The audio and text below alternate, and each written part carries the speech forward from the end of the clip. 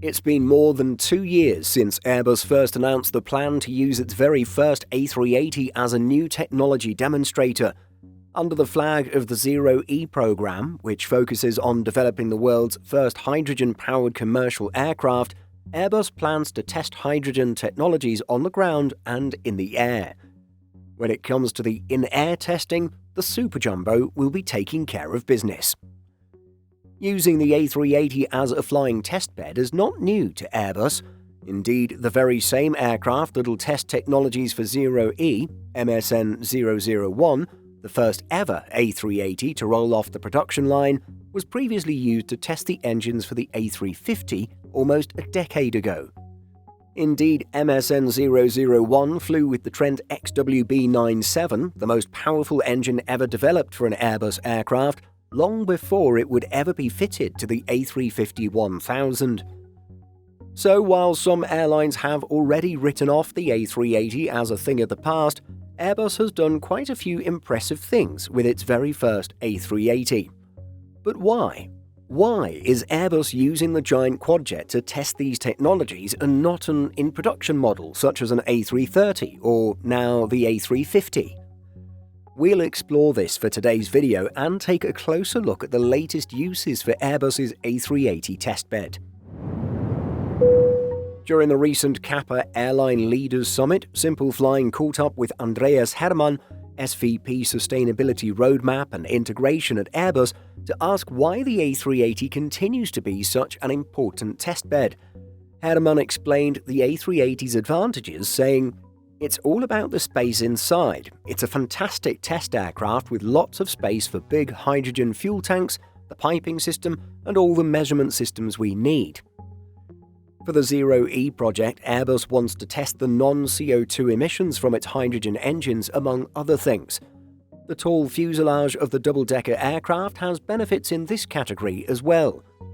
The size of the airframe will allow the plane maker to more effectively decouple the emissions from the Trent 900s from those of the hydrogen engine.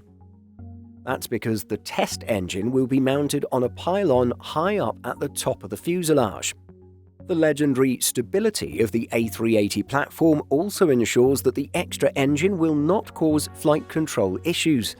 As MSN-1 has been used as a testbed in the past, it already has much of the flight test instrumentation in place, ready for recording results.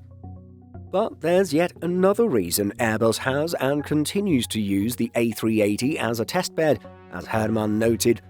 Another reason we picked the A380 is because it's certified to fly with 3 engines, for ferry flights at least. That means we don't need the thrust of the 4th engine. We can simply replace that engine with a test power plant and still fly as usual. The A380 is more than capable of flying with just 3 engines, as was witnessed in 2013 when Emirates flew across the Atlantic and southern Europe with only 3 power plants operational. The number 4 engine flamed out around an hour after takeoff from New York's JFK airport, but rather than return to the airport, the crew kept going for 5,000 miles. For more than a decade, A380s have been allowed to conduct 3-engine ferry flights, or 3 EFFs, although the crew require extra training in order to conduct such operations. Nonetheless, it's a boon for Airbus, as it can use the existing pylons to mount a test engine under the wing and fly without any major modifications. The presence of MSN-1 in the flying testbed fleet is already noted, but another A380 demonstrator is waiting in the wings to become Airbus's second test aircraft.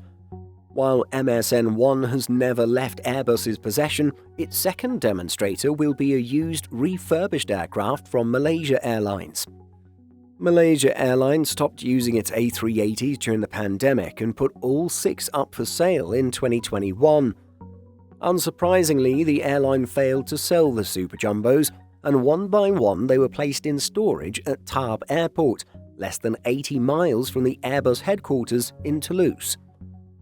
It's anyone's guess which of the 6 aircraft it will be. None have moved since arriving in late 2022, although a couple were switched on in early 2023, according to data from Flight Radar 24. Interestingly, MSN 114, formerly 9 Mike November Foxtrot, carries a special 100th A380 decal on the nose. Even more interestingly, this particular A380 is the only one parked at Tarbes that has been re-registered recently. All 6 were put on Irish registrations in 2023, thus bearing the prefix Echo India. However, MSN 114 was re-registered to Juliet Alpha Yankee November in March this year, a Guernsey registration. Whether that indicates a future for MSN 114 remains to be seen. But going back to MSN 1, the Zero E project will be perhaps its biggest to date. Activity that has been announced thus far includes testing of Airbus's patented engine pods designed for use on a high-wing 100-seat regional airliner. Looking very much like turboprop engines outwardly, these pods actually contain hydrogen fuel cells that produce electricity through a chemical reaction to power electric motors. The engine will be mounted at the top of the fuselage, requiring some modification of MSN 001. Matthias Andrea Misaina, head of Zero E demonstrators and tests at Airbus, expanded on the modifications required, sharing, "We're just reinforcing 2 frames of the fuselage and then fitting this stub externally. Then we're fitting a specially adapted pylon to attach the structure of the pod onto this stub. Overall, it'll be able to support high sustained static and dynamic loads." Inside, Airbus will install a unique cryogenic tank to contain the liquefied hydrogen fuel. To avoid the risk of any hydrogen entering the A380's main pressurized interior, the tanks will be surrounded by what the Airbus team refers to as the tent, a 10-meter-long, 4-meter-wide carbon fiber housing suitable for up to 4 cryogenic tanks. For the Malaysia Airlines A380, Airbus has another mission in mind. This aircraft will be used to test an open-fan engine as part of CFM's Revolutionary Innovation for Sustainable Engines program, or RISE for short. Together with CFM, Airbus will test the engine under the wing of the A380, requiring some modifications to take place. Pascal Aruy, Airbus's open-fan architect in the Propulsion of Tomorrow R&T program, explained, "We will first need to determine the flight physics constraints, design, and assessments for the flight test demonstration or FTD engine installation. These will include definition of the pylon aerolines, i.e. the aerodynamics and physical geometries, assessment of loads, handling qualities and performance, and preparation of modelling to support flight test analysis. The pylon and engine mounts will be designed to minimize weight and vibration transmission. Inside, the aircraft will be kitted out with extensive instrumentation, including microphones, accelerometers, pressure sensors, and cameras. CFM expects that this technology could lead to a reduction in CO2 emissions of up to 20%.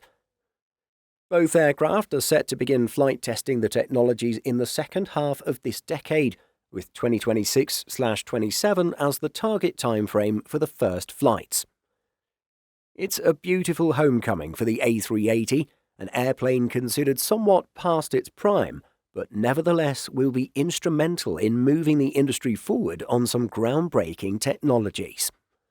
Have you ever spotted MSN 001 for yourself? Are you excited to see these new technologies come to market? Share your thoughts by leaving a comment. Simple Flying publishes over 150 articles every week. If you're looking for the latest aviation news and insights, visit simpleflying.com.